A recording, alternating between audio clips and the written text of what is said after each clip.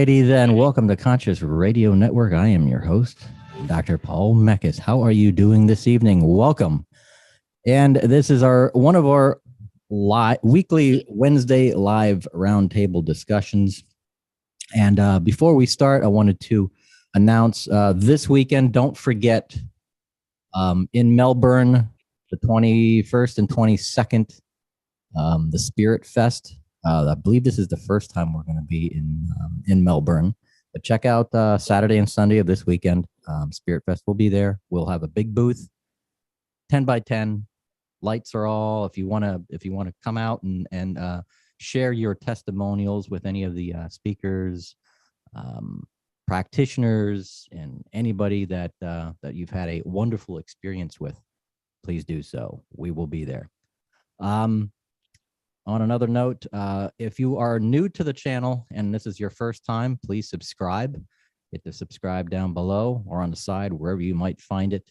And we do have the live chat up. And also, if you do have any questions for our guest this evening, you can call 407-636-1157 if you are interested. But please do. Awesome. What's that number again? And the number is 407-636-1157. Again, 407-636-1157. 1157. 1157. We're going to jump on into it. Kat, how are you doing this evening? Always so stoked to hang out with you, Dr. Reverend. I'm excited to hear about Spirit Fest again. They're such nice people. I can't wait to be able to do a speaking engagement at one of their events. They've been so nice in correspondence, but I'm going to be doing a private ceremony this weekend. So we'll have a special guest that we'll be holding space for, a really beautiful healing experience. So I will be occupied, so I won't be able to go, but I can't wait to be able to speak at one of those events. Yeah, I brought it up to Mary Ellen's attention. It wasn't the last time we spoke; it was a couple times. We've been speaking quite often as we lead up to these expos. But I mentioned, and it rings a bell. I was like, have you ever heard of a Kat Rambo, the medicine woman? She's like, I think so. Yeah, well, I emailed with her because I wanted to go to the one in Jacksonville, and I found out about it right before it was going. And I used to do shows all the time, but I hadn't seen that one. So I've also been out of the country. So it was cool. I sent her a message and say, hey, do you guys need any speakers? And I told her about some of the topics I generally am asked to speak on. And she seemed very excited, was very warm about all of it, but said that they actually had all of their speaker spots and all of their vendor spots full. It is an awesome event. And now there's a bunch of them. So it's very cool. You can go to one near you. Yes, because we have Melbourne this week. This weekend we have West Palm in June. I checked my calendar, but it's behind the monitor. So yeah, that's cool. I love it. But yeah, it's growing. It's getting bigger and bigger and bigger and bigger. Yeah, the way good things should. Yes. I like how diverse it was, because their speakers ranged from like sound healers, and then there's me talking about shamanism, so it was like this whole range of like angel light codes to how to meditate better. It was just awesome, the range of speakers. And of course there's like 80 vendors or something in Jacksonville. That was huge. It's amazing. Everything from crystals, tarot to jewelry to herbs to just anything, and books, all of it. It was awesome. Yeah, music, sound practitioners and sound medicine. It blows your mind. It's like, to be able to go to them. I am personally very excited about the private ceremony, though, so I'm going to do that instead this weekend. But aside from other ceremonies, you have what we want to touch base on a little bit, or pretty much within the next hour is. You have a new program that you have started, and it's about dreams. Yes, very dreamy topic indeed. It's a series. So I used to teach Dreamwork in blocks, in workshops, just these long, like multi-hour, 2-3 hour blocks, and I would do a couple of those in a row. But I realized that I wanted to combine the way I was doing that, the way I work with my private clients, which is to go on a flow, like on a timeline over time. So I'd really like to do it as a 6-week series, but I realized that the feedback I was getting was, can we do it faster? And of course, my answer is, of course, we can hack the mind, but you got to commit to the practice. Yeah. So the idea is to take you through a flow across time to build on skills. Like a lot of people tell me, Dreamwork, that sounds cool. I don't know how it's going to affect my life, but I don't dream. Right? My answer is yes, you do.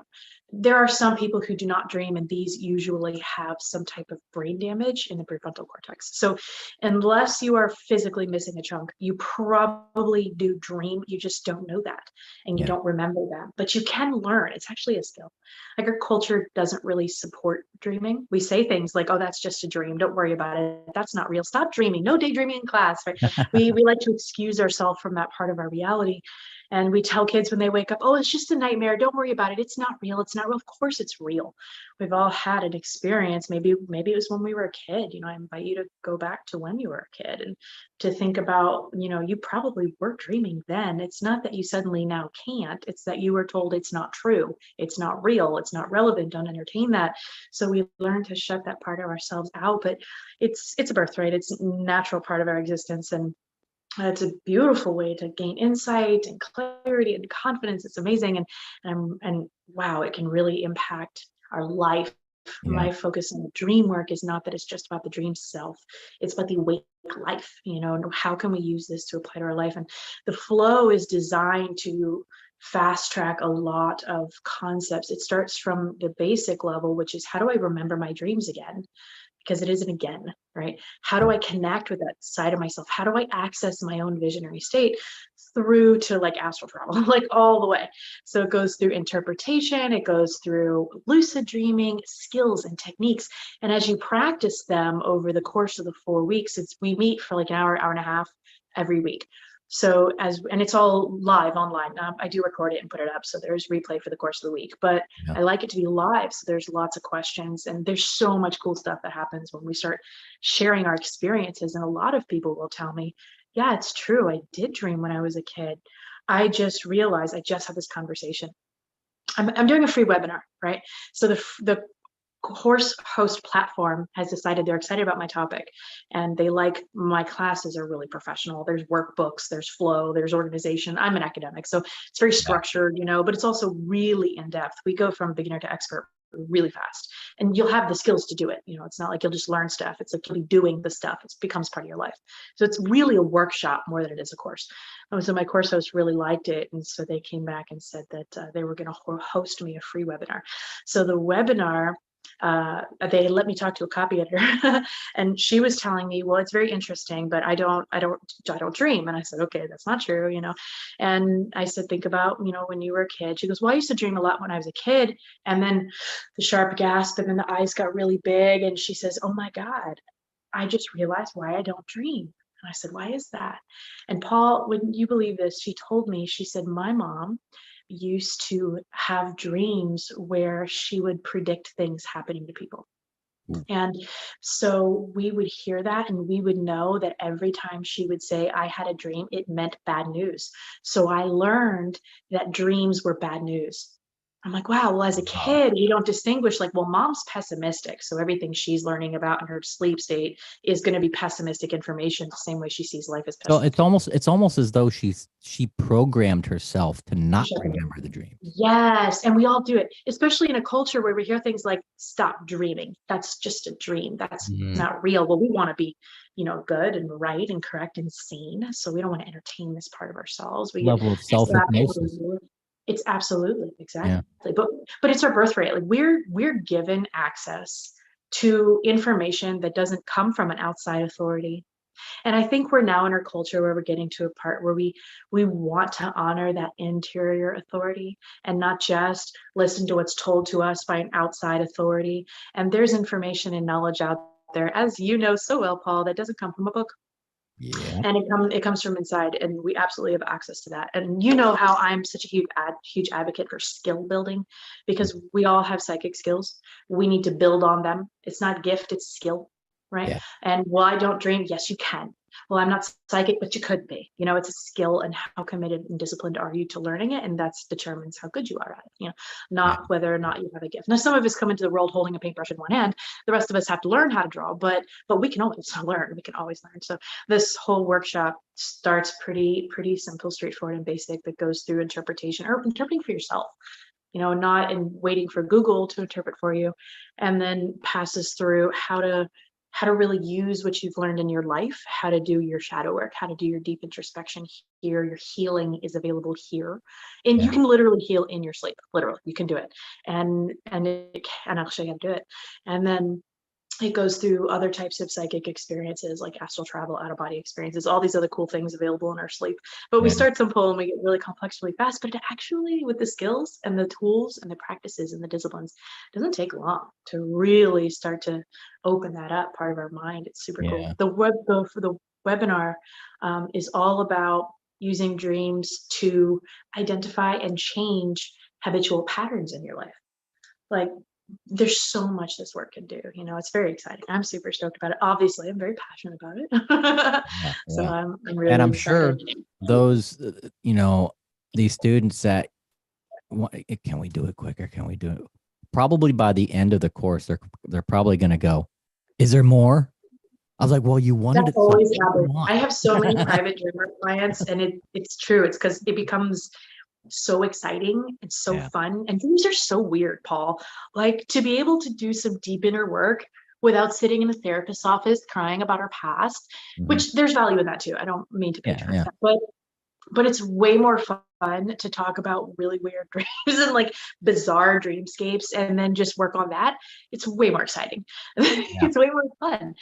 I find that it's a really cool, like socially acceptable way to get to know somebody. You ever go on a first date, Paul, and you're like, for example, to tap the webinar theme, what's a pattern in your life that's recurring, that's like a repetitive behavior that, you don't really do it on purpose, but you keep doing it anyway, and it's really impacting your life. Like, can you tell me about that? Talk about end of first date, you know what I mean? But you can look at someone and say, hey, what's a recurring dream you have? All of a sudden you have tremendous deep insight, but you get to talk about a fun, flirty subject. It's a completely different way of approaching personal development. That's way more fun. It's lighter, but it's still heavy. I have a friend who's going through some like deep personal things, with PTSD effects, and she's done every therapy on the planet. She's come so far. I'm so proud of her. And then she sent me a message, said, hey, so I keep having nightmares. Can you help me? And I said, send me, a recent nightmare. And then I started just talking about what I saw in the nightmare. She's like, I don't know how you know all of this, but I really want to know more now. And now she's sending me these messages in just like a week and a half working with her, idly, just messaging, not even being really invested in it, just casually working on it. She has stopped having the same type of dreams. She's growing and learning and healing that fast. It can be so fast and so deep. And I love what becomes available when we really access that part of ourselves. And this is like the most fun way to do it. And it's not like we got to sit down and like write these long journal prompts or go to a retreat, which, I mean, obviously I believe in retreats. I host them all the time, but it's something we're already doing, sleeping. So we might as well just do it better, Yeah. And so accessing our consciousness is opening up a door that's been either closed or hasn't been all the way open, or has been cracked a little bit. And we're like peeking through. Or is open but misunderstood. Exactly. Yep. Because I mean, I would say the most common dreams, some that I've had in the past, right? Yeah, would be, and I'm sure that some of our listeners and viewers will definitely validate this. And the most common I've heard is somebody losing a tooth. Oh my gosh, I love these dreams. A dental dream, a dream like you in the dream, it's like your teeth are rotting away. Yeah, your teeth are rotting away, and you're like, oh. I've had that a few times in the past. It's often a lot about reputation. Yeah. So our teeth, our smile, our image, right? And we've all seen the ads of like, get dental bridges so you can feel pretty and confident again. It's part of our culture. It's also our capacity to be healthy, to be whole, to act in our life. Like without our teeth, we can't chew, we can't eat, we starve, we become incapacitated. So our teeth are actually related to a lot of our ability to do in the world. So when we're losing our teeth in our dreams, this is often about feeling somehow incapacitated, also maybe feeling somehow incapable of handling something coming up, or also somehow like looking bad about something, like reputation not looking good. So these dreams are so common. I love that you said that one. That's one of my favorites. We've all had them, I think.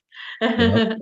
So Yep. there are some archetypes, right? Like there's something in our awareness as humans, and you and I can probably talk for 10 years about the collective unconscious, what that is. Is it an aspect of our psyche that we share, or is it literally something networked between us all that we're all tapping into? Maybe it's both. It's really irrelevant. The question is, what do we do with it? I'm very action oriented, like, okay, but now what do I do with that type of person? So cool, you had a dream, but now how do I make that into your life? Like, oh, cool, there's a symbol, but like, does everyone experience the same symbol? So some are cultural, some are personal, and some seem to be part of the human archetype. So it really brings us all together in a lot of ways too. Like following the teeth falling out. This is true in every culture I've seen this. In this dream, even like indigenous peoples, I've heard this dream, the teeth falling out. It happens to all of us sometimes. Yeah. I think I've had another dream. Well, of course I've had another dream. But I had this one dream. I don't even remember how long ago this was. I could probably check all the news broadcasts going back 10 years and probably find it. But probably. This was not a prophetic dream. I think this was an astral projection. And but I remember in the dream, I was in Europe somewhere. And at the time, before I, revealed it or found out where it was, I'm going, oh, woke up. I'm like, I was in Europe. I was like in either Ireland or Scotland. And I was walking by this old pub or old bar building type thing, stone, rock, something like that. But there was like a plane crash or a helicopter crash. Something flew into the building and it was like on fire and people are going crazy and blah, blah, blah. And I woke up, did my thing, got my stuff. And as the time went by during the day, probably not that long, probably within an hour or two, I see an article on the news or on a news feed or something like that a helicopter flew into an Irish pub somewhere in like upper Scotland, Highlands of Scotland or Ireland or something like that. It's like, whoa. It happens actually all the time. Yeah. Those types of, even people who are not accustomed to prophetic dreams, especially big events that are very meaningful for a lot of people, which actually supports the concept of a collective consciousness, right? That we can all tap into that. That sounds more to me like a prophetic dream or our message dream than an astral projection. I do in the free webinar, I actually go through a series of dreams categories to show like what we're really capable of and how it applies to patterns, because the webinar is about patterns. But before 9/11, actually, there's some research surveys that were done that showed that a lot of people. Oh, yes. A lot of people. A lot. So our intuition's in there. I used to have prophetic dreams all the time that were really boring. Like I would dream about having a conversation with a friend over like a non sequitur. So I would sit down to have the conversation with a friend, or the friend would call. My friend Teresa always used to do this to me. She'd call me and tell me something. We're very close. And she said, Kat, I got to tell you something. It just happened. And she would start telling me very excitedly what was going on. And I'd say, oh, yeah, you told me that. Yeah. She would, no, I didn't. I would say, yeah, because you said this. And then I said that. And then you answered with this because this person said that to you. She goes, that's impossible. I said, what's impossible? She says, it just happened. I'm calling you right now. And how did you know that this person said that? It's like, oh, sorry. I dreamed that and I forgot to pay attention to the fact that it was a dream, not a sorry. She's like, can you stop doing that? Because I can't tell you something interesting and new if you already know it. But then I asked myself, well, if I can dream non sequiturs like this, and we've all done that too, then, and some of us are dreaming of these like big events where we're collected to the intensity of the emotion. And we're connected to that intensity through what's happening in the experience. It asks, where are we in time? What's time? I do have access to more information. There is no time. We are connected to the whole timeline. It's not a line, it's a plane, right? Science talks about that. You know this. Non-linear. And yes, we can know more. if we can condition ourselves to it, absolutely. Now, speaking about time and dreams, Oh, here we go. This just came into mind too. Is I've heard stories of, for instance, 9/11, and people had come forward and explained the dreams that they had of seeing, the planes crashing and all the smoke and fire and buildings coming down and stuff like that. Now, if they dreamed it before it happened, then not only what is it a prophetic dream, but they've time traveled essentially, because all then at a quantum level, when you look at it at a quantum level, it means it had already happened.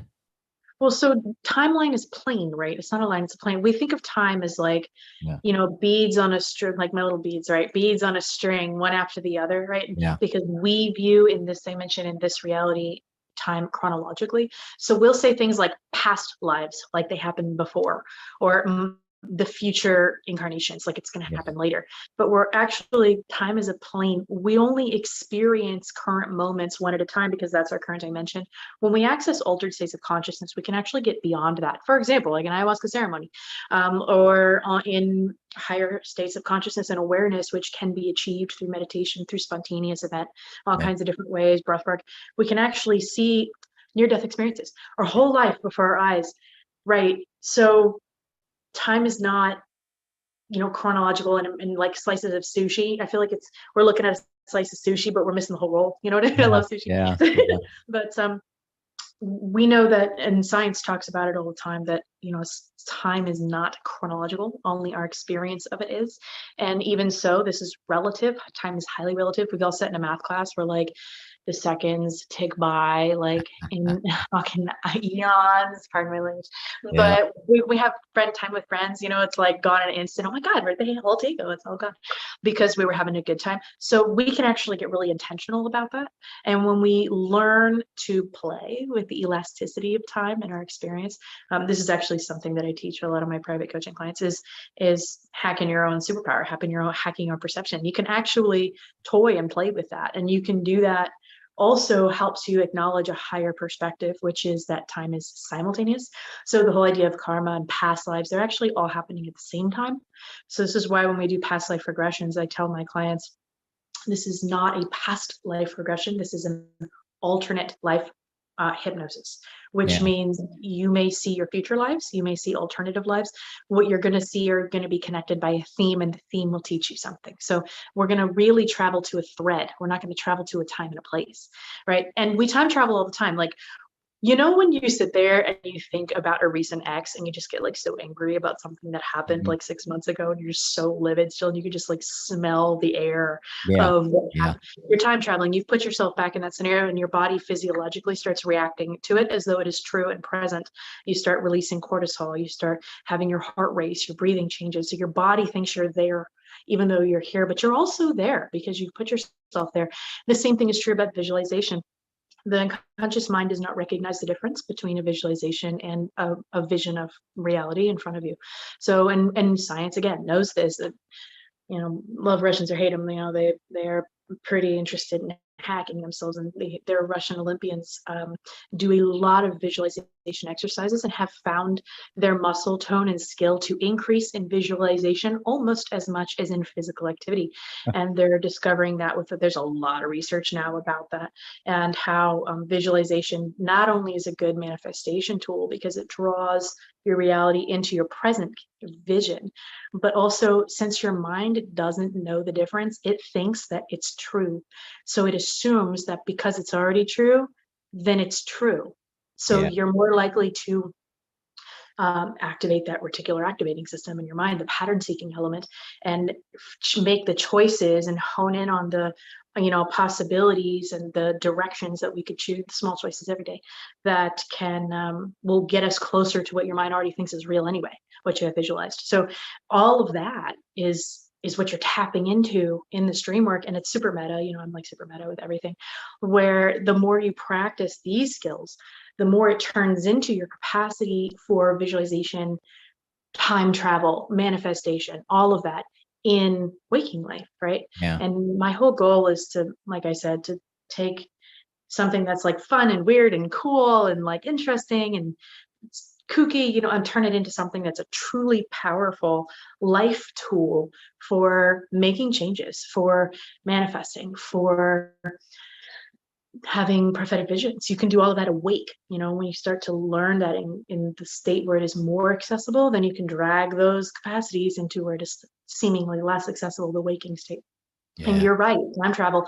So like science also acknowledges that you're on a quantum level, your quarks are actually popping in and out of this dimension all the time. So the truth is you're not all here. You're somewhere else. And the only reason that they come back here is because this is where your focus is. Mm. So if we're focused someplace else, this is why when we're in a bad mood, everybody's an asshole. Yep.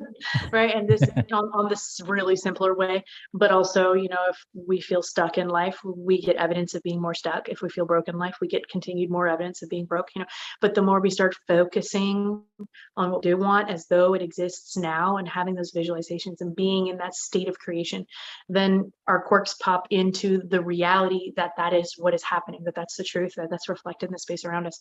And that's super like manifestation power. Yeah. And then with work like that, you get to do all kinds of cool things, like talk on awesome podcasts with cool people. Heck yeah. Yeah. Well, if you want to be on the show with cool people, you can jump on if you have a question. You can call the show real quick. It's 407-636-1157. 1157. And 1157. Yeah. Speaking of cool experiences, you called me the other night. I was very surprised because you usually don't ring me up, you send me a message, but you called me the other night and you said, Kat, I just walked into my studio and I asked myself, is this even real? It seemed like a dream, right? And it was because you were having this moment of realization. You visualized in your mind what you really wanted. And then when it appeared in your, physical space, it felt surreal because you had already been there. So you asked me, Kat, why does this feel almost not real? I said, because it felt almost not real the last time you were there. But now that you're here now, you're connecting to that experience. So you're connecting to this past experience. Your past self had already connected to the future experience. And in that moment, you experienced what we would call deja vu or surreality, right? Yeah, yeah. But it's cool. You created something that you had seen. It was a weird kind of experience too, because it wasn't quite like, it almost felt like a deja vu. Mm-hmm. When I would explain it, it would sound like a deja vu experience. But what was interesting is when I walk in, I had one glass of whiskey. Actually, I didn't even finish the glass of whiskey. It was just half. I'm like, God. And I'm walking in, I'm walking around, I'm getting some stuff ready and stuff, and I walk into the studio, and it's like, whoa. Yeah, you had stepped into a dream. Am I really here? Did I? And it's like, I'm asking myself, did I create this? Yes, you did. It was like, it was like I was stepping outside of myself going, whoa, this is my creation. And I can't believe it. That's your whole life. It's your whole life. Yeah. We just don't realize that. People ask me all the time, like, how do I manifest? And you figured it out. You just go do it, Paul. But how do I manifest? Well, the truth is you're manifesting right now. Are you aware of what you're manifesting? Are you conscious of what you're creating? Or did you know that you've created what's happening right now? Yeah. And that's powerful. I loved when you called me and told me that. I'm like, yes, I love trippy moments. Because it's true, Paul. You had a vision, it was in your heart, and then you saw it in your life. And it's amazing when that happens. And it does. It feels very surreal sometimes, which is cool. It feels good though. And then some, to me, it felt like it was an epiphany. It was like, whoa. Yeah. It was like, oh my gosh. Almost like an ayahuasca experience. Yeah. And then, but to some people, this might actually scare them. This might actually, an experience like that could scare people who are not on drugs, or I wouldn't say on drugs, but that are like really, I don't think on the straight and narrow, and they're have never experienced an altered state of consciousness, and then suddenly they go, whoa. Wow. I love that you said that, because fear is one of the biggest things that happens. A lot of people shut out their dreams because they had nightmares, and they're afraid that if they sleep and they dream, then the dreams will be bad. And Yeah. this can happen. And actually, that's why I got so active in Dreamwork, was because, I was always good and I always liked it. But um, at a certain point in my life, I was just so tired of incessant nightmares. I was afraid to go to sleep. I was exhausted all the time.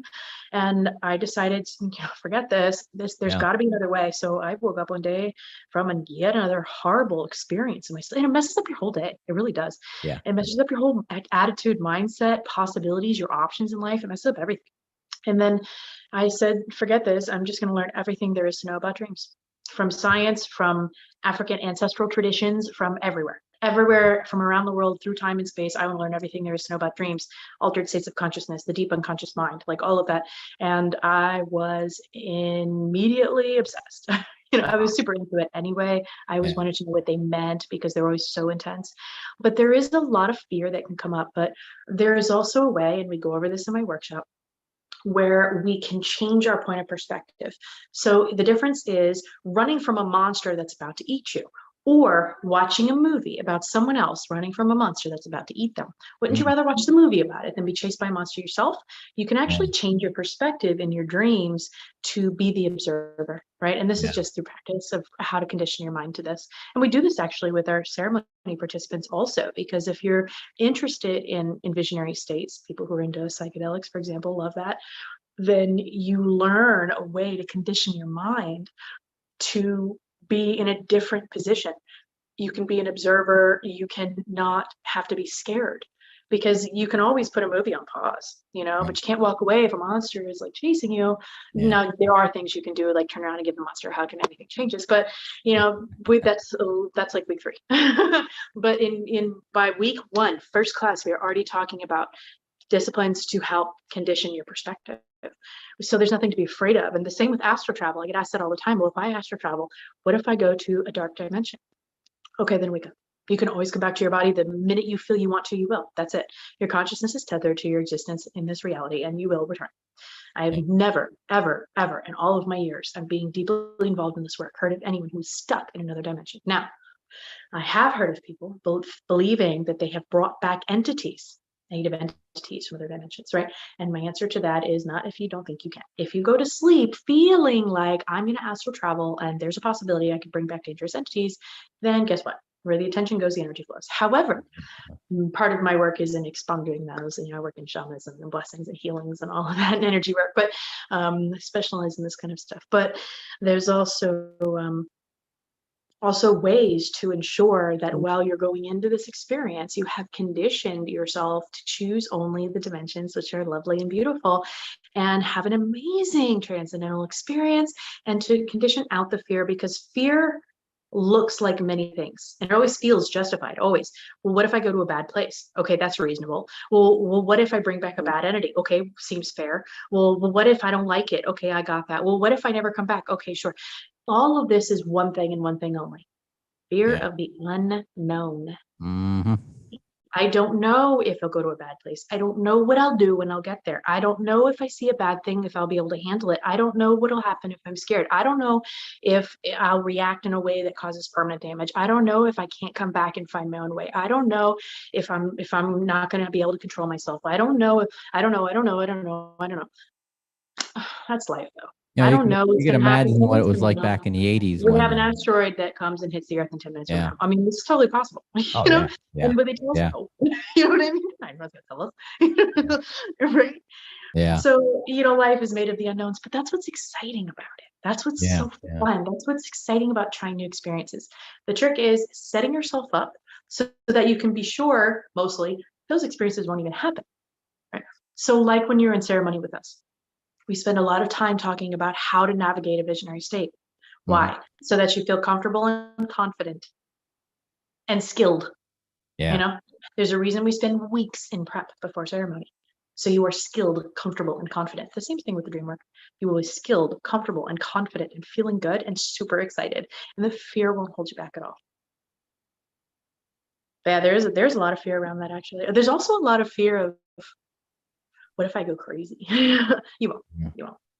Some can say that I'm crazy, but for the most part, I feel totally sane, stable, and productive in life and having a really good time. So I really don't feel like that's a bad thing. That's what I was thinking. I was like, that reminds me when you said you like monsters and insane and that.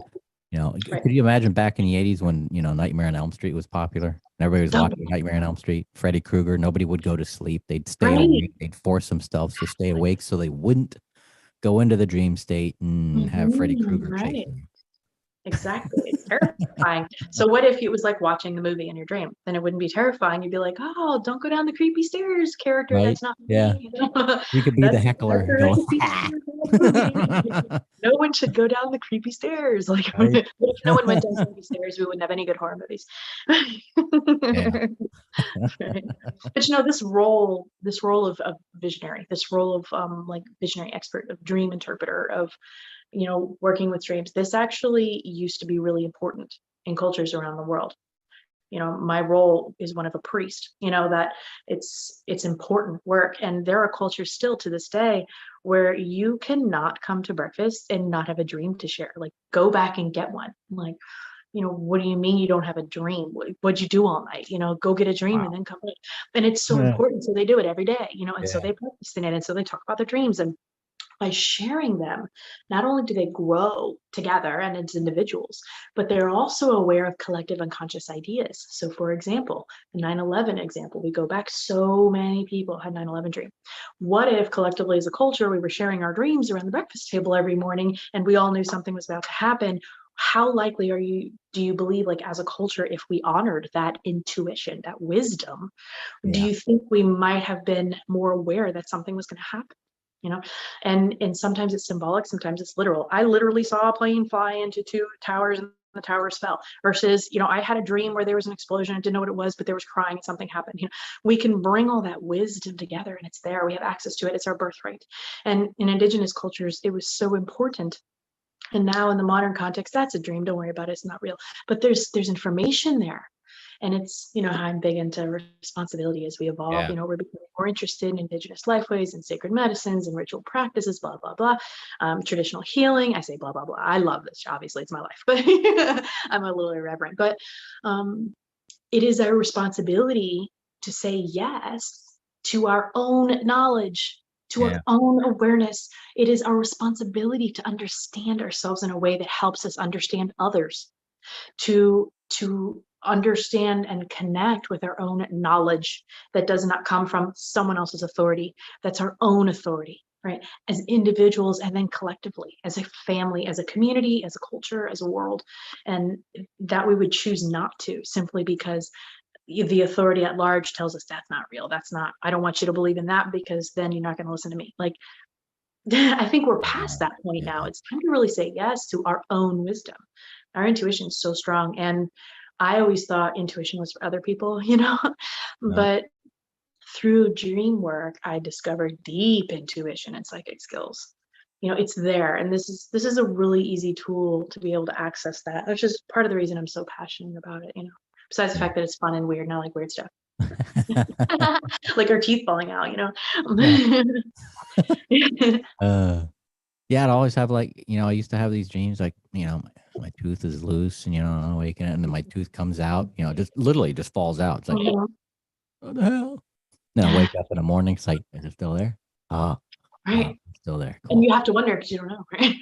Tell me another cool dream that you've had, or any dream, something weird, kind of like that. Flying, but it's not like flying. And this is reoccurring. It doesn't happen often anymore, but a very specific part about this flying dream is it's like jumping. I'm able to, the Hulk, sure, the Incredible Hulk, how he'll jump and just he'll fly, jump really high out into, who knows, as far as he can go. And you do fly, but then you just come back to the ground and then jump again, and you just keep on going, and then jump again, and it's like you just keep going and go. I've had those repetitive dreams all the time, and it's like, wow, why can't I do that? I wish I could do that. Those dreams are common. Flying dreams also, like flying in joy, not flying because I'm afraid of something and I'm fleeing, but like flying for joy. Like context is important. Emotions are really important in dreams. Mhm. They tell you what they're really about. Yeah. But flying and like big leaps like this, which are actually really common too in the context of flying dream category, it's all about your own capacity. It's Mhm. about, a dream of encouragement from your mind. You can do cool things. You Yeah. can aim for the stars. You can take a big leap, literally. Yeah. And you're in your own subconscious mind. The unconscious mind speaks in symbols. When we learn that language, like any language, we give ourselves the gift of travel, right? Yeah. And travel to other dimensions, to other realities, to a new life opportunity, to a new self, to a deeper self, to a higher self. And dreams like that are dreams of encouragement. You can have these ecstatic experiences by taking a big leap. You are capable of flying, of freedom. Flight is all about freedom because we're not restrained by 3 dimensions, right? You Yeah. acquire, or 2 dimensions, you acquire a third. So you're not restrained by the rules. You have an option to be ecstatic in taking a leap and in taking flight in your goals. Mhm. And a lot of times these dreams will precede a decision or an opportunity that has to do with um, a leap of faith, or that Yeah. has to do with soaring, right? You graduate and you have options for new jobs. Well, your mind will tell you, like, go for it, you got this, you can fly, leaving a nest like these. So they're dreams of encouragement, and they're so ecstatic, and then we wake up, I'm like, damn it, I just want to fly. Yeah. Right? I've But had a it's few of the flying ones fun. too, where it's like I'm standing on the ground and I'm purposely gonna try to fly, and I've Mhm. been in like these weird Yeah. situations, and I'm standing there and I'm like, all right, um, and I kind of like somewhat push off to the ground, like I feel my weight, I feel my body weight holding me to the ground, and I feel the gravity, and I'm kind of like, how Iron Man has those like boosters on Right. his hands. It's almost like I have those, but not really. But I kind of like try to push my gravity up off of the ground, and I slowly feel myself elevating and levitating until and it takes a lot of energy because I feel myself taking a lot of energy doing it. And then I get higher and higher and higher and higher above the trees and above the trees. And then I'm able to, the higher I get, the less energy it takes. And then I'm able to kind of just then fly anywhere I want. And I'm like looking down, It's just, about faith and effort. yeah, You feel your gravity, you feel the rules, you feel your situation, but you can. yeah, So you do. Maybe it mm, takes a little effort, but it gets easier. yeah, Right? yeah, It's about faith and commitment, dedication, discipline. And this is, again, encouragement. Your mind's telling you, like, you may feel the gravity of the situation right now, literally and figuratively, but you could fly if you just put in the effort. You can do it. You can walk in one day and see a beautiful studio set up for your podcasts. You can do it if you just put in the work. I mean, come on, man, you have a doctor degree. Like, you didn't do that by sitting on your butt. You know what I mean? oh, yeah, You put in effort in your life and everything you do. You're very yeah, committed to everything you do. And I love that about you. So that's encouragement. It's encouragement, and that shows up as a character quality in your dreams, which is wonderful. And the outcome is something beautiful. You get to fly around. Who doesn't want that? exactly, yeah. And You're there's been actually a couple dreams wearing where it's, wings right now, which is yeah, perfect. yeah, yeah. There's a couple dreams too. I'm like, let me go see where this is at, or let me go see where Mhm. this is at. Instead of driving, I go, hold on, wait at, let me go check it out. I'll just push off the ground and go and check things out. And, it was fun. I'm like, oh man. So good. So now it makes me want to have a dream like that tonight. You can actually seed your dreams and have the dreams that Yeah. you want to have. You That's can what do I was that. I going to teach ask. about Now, having yeah. Now, and as far as programming ourselves before we go to bed Yes. Yes. I on use a what lot I of want to dream about. hypnosis, auto suggestion techniques because affirmations tend to fail a Yeah. lot, especially in a category where there's not a lot of confidence. So I like to circumvent that. I'm a doll into hacks, right? And the reason affirmations don't work, and this is not a conversation on hypnosis works, so I won't go too deeply into it. But um, as excited as I get, I have to remember to stay focused, that the reason affirmations don't work is because we're telling ourselves something that we believe is inherently not true, and our mind immediately rejects it. I am whole, healed, happy, and healthy. No, you're not. You're pissed right now. Okay, fine. So got it. I feel sick and pissed, like, so your mind says, no, it's not. And then ignores it. And, eventually you hear something enough times, but that requires a lot of repetition. So why go through all of that? I like the shortcut version. And so I offer in the program, seeds. Actually, in the free webinar, I give a free ebook download. I love to give, this, about that includes an auto suggestion before sleep to help you remember your dreams better. So it includes that language built in, but there are some language tips and tricks you can use in order to instigate specific types of sleep experiences and also awake experiences. You tell yourself these suggestions as you fall asleep. It plants a seed that grows in the night, and you can literally in your sleep become the person you want to become, and have the life you want to live, which is amazing. I love that. So yeah, you're right. You can definitely plant suggestions. Those suggestions, and Dreamwork also is in the morning hours too. We really like to take advantage of those hypnagogic and hypnopompic states, that space where your legs falling asleep, and you're falling asleep, but you're not quite asleep yet, but you feel it, And some of us just like conquer it out right away. So that space might not be available, but those people tend to also be like a little slow to wake up in the morning, a little bit groggy, like don't talk to me because I'm like a little spacey. That's the hypnopompic phase. These are called liminal gates, right? Liminal just meaning gateway, space, where we really learn how to leverage those spaces, which are trance states, or natural trance states. So we have access to our subconscious mind in a really open way, so we can program ourselves in this time, which gives us access not just to our dream world, but also to our waking life and who we are on the identity and beliefs level. If you want to know, like, for example, the webinar that's coming up is about life patterns, right? So if you want to know why your life patterns are the way they are, why don't you address the beliefs level of yourself? Why do I keep pushing away all my partners when they start to get really close? I don't know why I do this. I need to do all this work. Maybe you just need to spend a couple weeks thinking about your subconscious mind, and there are all kinds of ways to do that. Or, why do I always get with partners who cheat? Must be something wrong with me. It is. No, is someone else's behavior is not your responsibility. Yes, you are subconsciously choosing unavailable, unloyal people. Something about your unconscious awareness does know this and chooses the red flags, right? We pick up on all kinds of information that we can't possibly process in our conscious perspective and awareness. So we choose patterns in life, like, why do I always cheat on my partner when it gets good? Or why do I choose partners who cheat on me? Or why can't I keep a partner? Why do I push people away who are close? Why can't I stop? Why am I a workaholic? That one's actually about me. Why am I a workaholic? Why can't I just sit and chill?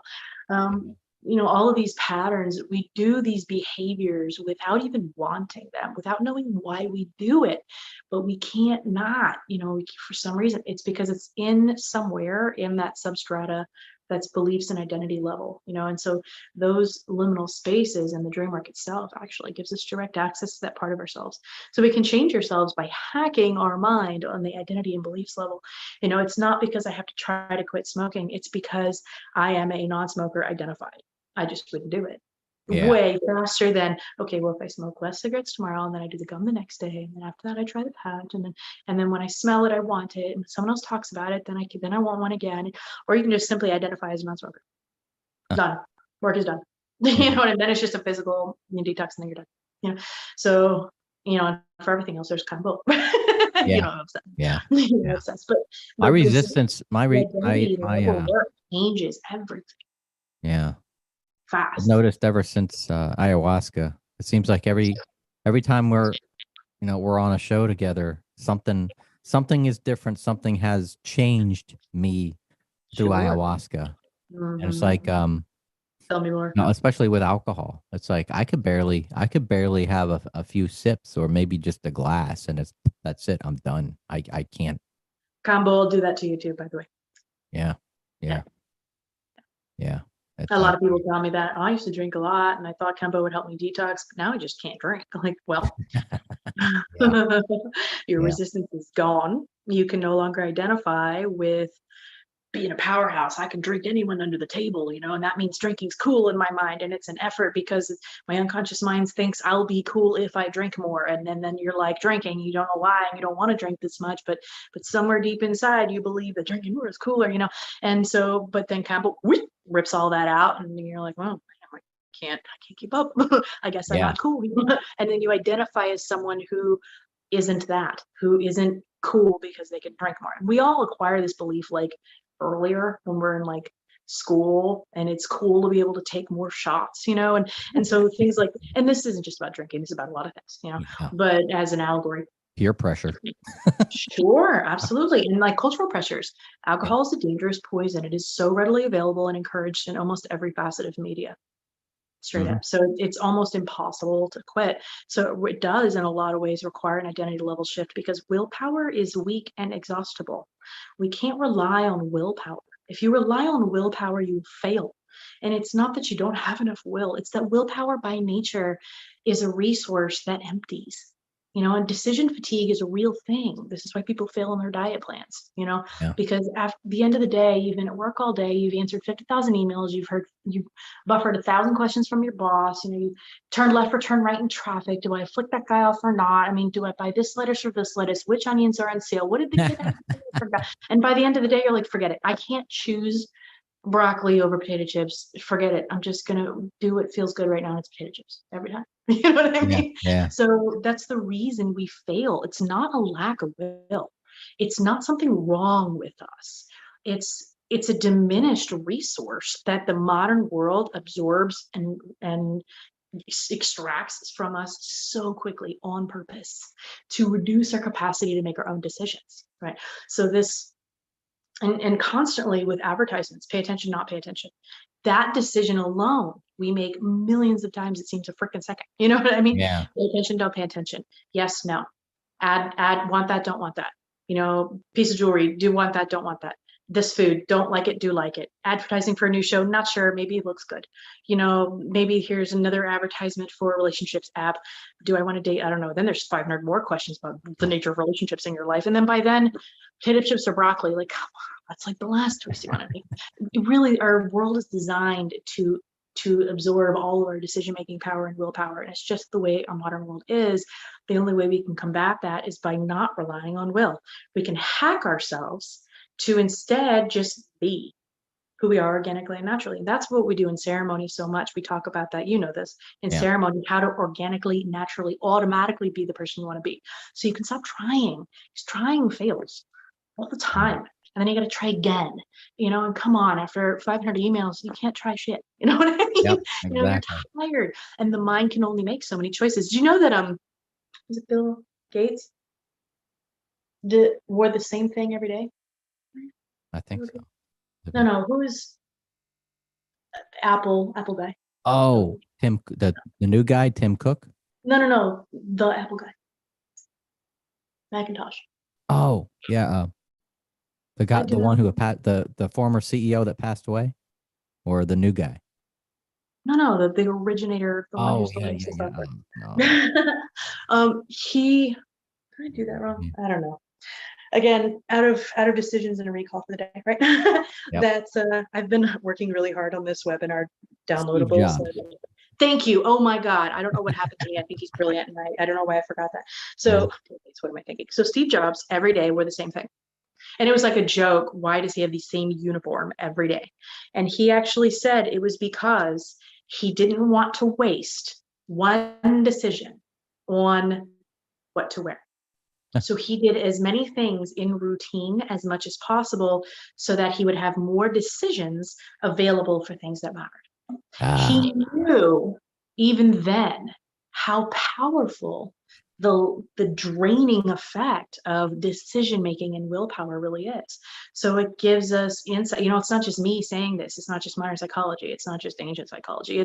It's not just mind hacking and, whatever. It's resource management. You know what I mean? Yeah. And if someone like Steve Jobs could be aware of that, why does this man who has everything wear the same damn thing every day? Because he understood the value of decision making, didn't want to waste them. He knew that they were limited. So he chose to automate things in his life so he wouldn't have to make choices, right? So we can limit the need to make choices by addressing the identity and beliefs level version of ourselves. Yeah. So instead it's, do I smoke that cigarette? Do I not smoke a cigarette? Do I smoke the cigarette? Do I not smoke a cigarette? And trust me, anyone who's tried to quit smoking and sees someone else smoking makes that decision like 500 times a millisecond. Do I do it? Do I not do it? Do I do it? No, do I not do it? I don't want to do it. I'm going to think about my health. I'm going to focus on what I want. What I really want is my health. That cigarette. No, I'm not going to do it. And so, yeah. And that's anything in our lives, right? That can be emotional habits like depression. That can be jealousy. That can be all kinds of things. And it doesn't have to just be a physical habit. It can be, depression and cyclical thinking. These are emotional habits and thought habits, right? They are so hard to untrain. But if we simply identify as a non-smoker, I believe in my core level that I don't smoke. And I know that I'm a non-smoker. So it's not a question of which cigarettes do you want. It's a matter of, I don't even think about that. I don't have to make a choice. I don't need willpower. It's just who I am, right? It's like choosing to be nice. Nice people don't choose to be nice. They're just nice. People who are grumpy have to choose to, for example, me in the morning, have to choose to be nice, right? But if you don't have to make that choice, you just kind of do it. It's just how you are, and you can have that in any aspect of your life. And it's not something we're born with. It is something, it is. We do have our proclivities, and it is something that we learn through intense experiences and repetition. I learned that I can't trust people because my mom was a liar, blah, blah, blah, right? But you can also learn, again, what you want. Again, Dreamwork so gets in there, right? That's all identity and belief stuff. And dreams are your mind's desire to share with you what's going on in there and to open that door for communication. It's so powerful. And it's weird and it's fun. You know what I mean? Like I see dreams a lot about someone that I had recently that I won't mention any names. I do take confidentiality very seriously, but she was open to me discussing this. So I always ask. She said that she goes to the edge of a pond or a spring or something, and there's a dead girl there, and the dead girl's trying to drown everyone. And she wanted to give the dead girl a hug, but the dead girl was trying to rip her apart, right? Rip her body apart and drown her. Every time it's a very painful, horrible experience. She's being ripped apart and drowned, right? It's awfully, that sucks. And some spring in the woods by a dead ghost girl, right? Well, this is about her innocence was taken away when she was young. She was drowning in her emotions. So that part of her had to die so she would survive, but it's still killing her. It still shows up in her life. And I said some other things that were very specific because I am psychic and also this is my work. So I saw the dream and I was telling her what it was that I saw in her life. And she said, that's so on point. I'm like, you had a trauma and you had regular abuse and your PTSD is pushing people away. It's fear response. It's very high stress. She said, I've done light therapy. I've done it all. Well, your dreams are telling you what's going on. You're still being drowned by this part of yourself that you killed. What if we talked to that ghost girl? Let's do that. And it takes many sometimes. Sometimes you just do it the first try. Sometimes it takes a long time. And you eventually have a conversation with ghost girl and give her a hug and tell her she's gonna be okay. And then she resurrects from the dead or whatever it is. That weird stuff happens in dreams. But the mind can heal itself, and it's about your life. I see a lot of clients who call me and they tell me, oh my God, I had this weird dream and I don't know what it means, but it meant something. I just knew it meant something. Tell me you've not had a dream like that. I just knew it meant something, but I don't know what it is. And they do. They're often healing dreams when they're like that, where the mind is actually healing you in your sleep because you have become available to the possibility. And that's all it takes is just being open to what if you could, and therefore you can. When you ask the question, the answer is already there. What if you could? The answer is already yes. Yep. You will. Now, somebody wanted to reach out to you and take this workshop or is interested in this workshop. How can they contact you? I have a Facebook group. If you look up Cat Rambo, you get cats with Gatling guns and Bowie knives. You also will reach a woman who's a phenomenal fiction author. Her name is also Cat Rambo. But if you look up, I love her, by the way. If you look up Cat Rambo Medicine Woman, you will find me. You'll find my TikTok, you'll find my YouTube, you'll find my Facebook group. The Facebook group is mostly where I say what's going on. I also have a website. cat-rambo, CAT-rambo, like the Stallone movie.com. And I put everything up on there too. And you'll find links to all the social in there. So that's kind of the hub, or that, or the Facebook group. And the class is up there in the Facebook group. We talk every week live about what's going on. And I think last week was Sacred Medicines. This week is probably going to be Dreamwork, because the free webinar is coming up on Thursday. Not this one, the next one, the 19th. Next Thursday. Yeah. It was supposed to be this week, but I wanted to make sure all my downloadables and free gifts and all were ready. And so the 19th, it'll be like 7 p.m. EST, Eastern Standard Time. We are here in sunny Florida, nice and sweating. And I'm super excited about it. It is free. It's free. It's a free webinar all about this topic. You have free downloadable. It's all about like how to get started. And then the following Thursday will be the class. The class will launch. And you can register for the class all the way up to that day. So it's open now. And all of that's on my website. And again, the Facebook group's a really great way to connect with me, because I'm there all the time. Absolutely. And it's really exciting. Heck yeah. Man, an hour. That's not it. I couldn't have been in an hour. Man. No way. You must have been dreaming. Time elasticity, right? Right. Thank you so much for having me. I can't believe an hour's already gone by. That's I know. Yeah. When I started this show, it used to be when I first started back in 2015, we did 4-hour shows. Oh my God. We could totally do 4 hours. Jeez. Oh, easily. Yeah. With breaks. Sure. We'll be right back with a music break. Take a pee, get a glass of water, come back. I always have so much fun hanging out with you. I love your web show. I love what your podcast is all about. And I'm grateful to be able to contribute to that. And it makes me very excited. And if anyone from your clan here wants the free ebook, even if they can't be there for the webinar, I'll probably at some point post it in my Facebook group. So you're always welcome and invited there. And I want everybody to have access to this like life-changing but super fun, easy work, Yeah. Cool.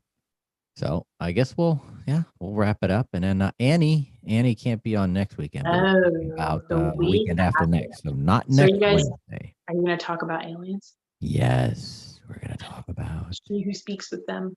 The extraterrestrial beings. People always ask me, is she male? Does she identify as female? Does she whatever? I'm like, well, I call her she. She calls her she, but I think of her as my alien. Yeah. She's awesome. Yeah. And she adores you. I know she's gonna have a good time here on the show. I cannot wait personally. I will be there trying not to be obtrusive, but still being very excited. I'm a good cheerleader. Hey, Amy, get it. Yeah. Woohoo.